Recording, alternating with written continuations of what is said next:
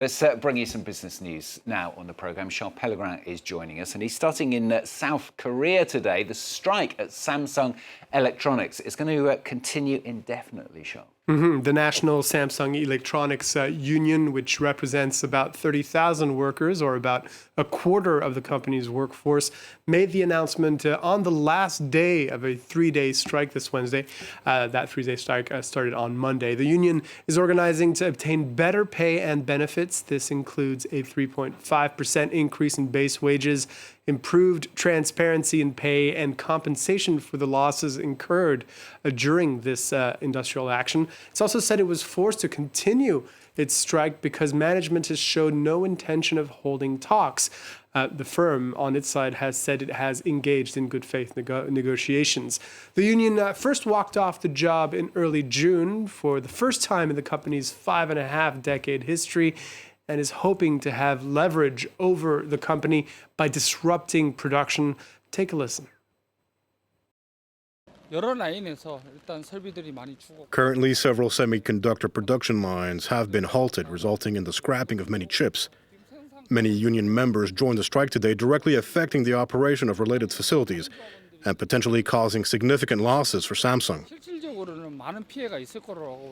Samsung, though, says that so far there hasn't been an effect on the production line. Business as usual is the word of the day, it seems, projecting calm. Very important for the world's largest maker of memory chips, smartphones, and televisions, and also South Korea's largest family-owned conglomerate, the so-called chaebols, around which Asia's fourth largest economy is built. Samsung only accepted its first union in 2020 after its chairman at the time was prosecuted for market manipulation and bribery. And these calls for increased wages come at an extraordinary time for Samsung because of the global artificial intelligence boom and the boom in demand for advanced chips. Its profits are in line to increase 15-fold in the latest quarter compared to the year prior, reaching the equivalent of 6.9 billion euros when they were just 450 million euros a year before. And that's even higher than the analyst forecast for the second quarter of this year, which was set at 5.9 billion euros. As you can see there, employees, therefore, asking for their slice of that pie. Okay, let's move on. Look at the markets now. Samsung Electronics, how's their share price doing? Well, so far, it seems unaffected by the industrial action. It seems basically stable on the day, as you can see there. Analysts saying the strike isn't affecting the company's bottom line yet. Let's take a step back with a look at the wider Asian indices as well. The Hang Seng in Hong Kong and the Shanghai Composite down after Chinese inflation data missed expectations in June, appearing weaker than anticipated, suggesting fairly weak internal consumption.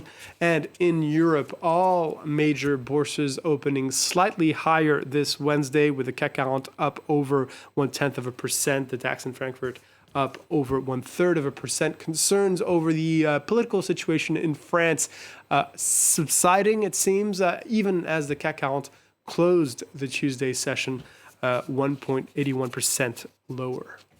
Now we're going to end by heading to Zimbabwe. It's facing a devastating drought. Lack of rain has drained riverbeds and left many without food in the southern African nation. Along with regional partners, the government has announced that there will be financial aid for the 8 million people affected. Tom Kennedy has this.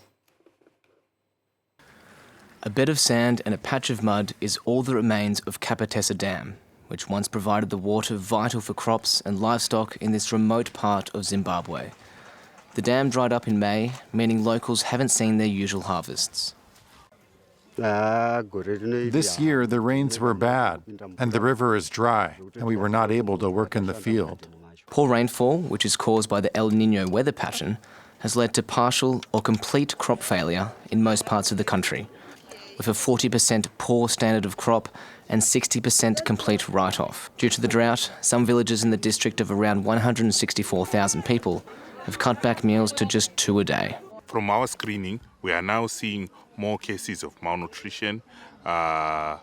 They've increased by around 20% in the district. The Zimbabwe government has announced funding for those affected by the drought in the form of a payout amounting to $17 million. ARC replica partners, which include NGOs, Africa Union members, and the World Food Programme, have also contributed, meaning Zimbabwe will receive a total of $32 million. Zimbabwe's economic growth is expected to fall to 3.5% in 2024, down from 5.5% last year due to the drought. That's it for the business. Thanks very much.